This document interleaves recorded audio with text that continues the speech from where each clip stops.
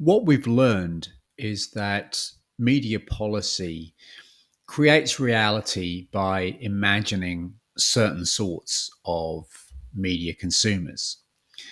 And what we've seen in the work of Livingston and Lunt is that imagining media consumers in particular ways has a limitation effect on effective media policy.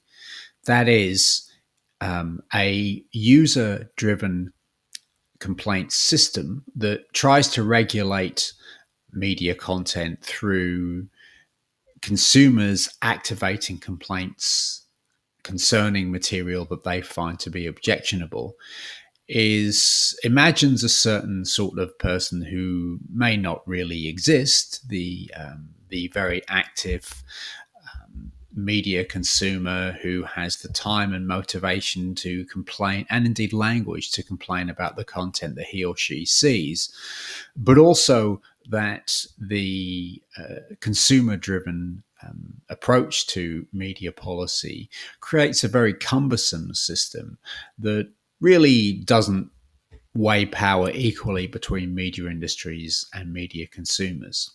Not to say that necessarily that's the worst thing way to control media industries. Not to say that the state needs to control messages beforehand. That would involve just as cumbersome a set of protocols as well.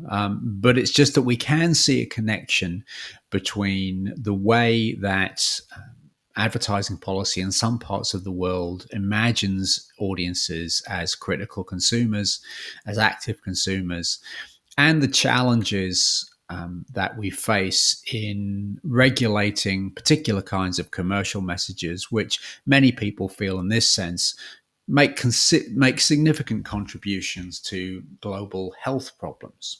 So, how does this lead us to our conclusions about policy work? Hopefully, what I've done by now is I've convinced you that policy work is, in and of itself, not a question of regulating what is, but actively creating certain sorts of media environments and attitudes towards media environments, and then actively creating those attitudes toward media environments. That governs the sorts of things that policy ends up doing. So policy work isn't just about drafting objective rules and then making sure that they're followed, but it also means doing imaginative work that looks at policy documents and says, what kind of world are we imagining in this document? And how might that world look differently to other eyes? So if I just reach my conclusion here, the lesson that we have here is that policy is highly globally significant. And it's kind of interesting, isn't it? One of the interesting paradoxes that I wanted to draw your attention to is that Donald Trump and Ronald Reagan are both presidents who have withdrawn the United States from UNESCO, from participation in UNESCO.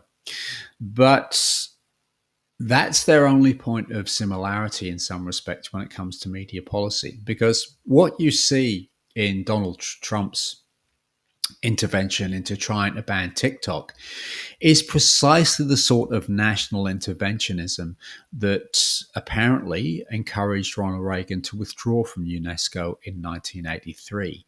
In 1983, the United States was arguing that global media policy should allow for untrammeled communication via globally available technologies and content. And so the argument at that time would be such that a company such as TikTok should be able to beam its messages all over the world free of restraint.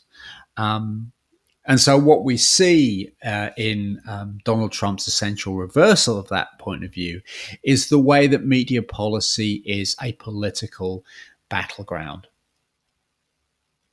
And it is something which also reflects a changing world order. So the United States' stance on UNESCO meant one thing in 1983 when the United States was the world's leading global superpower as the Soviet Union was crumbling. It means something quite different when the United States itself is arguably in decline and China is on the rise. So we see that these questions of media policy around the global flow rules that govern the global flow of media are highly politicized. So, what we need to do, what we need to learn to do when we're looking at policy work is not just think about the policy itself, but think about the societies that are producing them. What does that policy assume about the nature of society and the nature of media industries? How can we read policy documents and find their particular assumptions? And then, secondly, how can we relate those assumptions to thinking critically about how policy works to favor certain groups over others?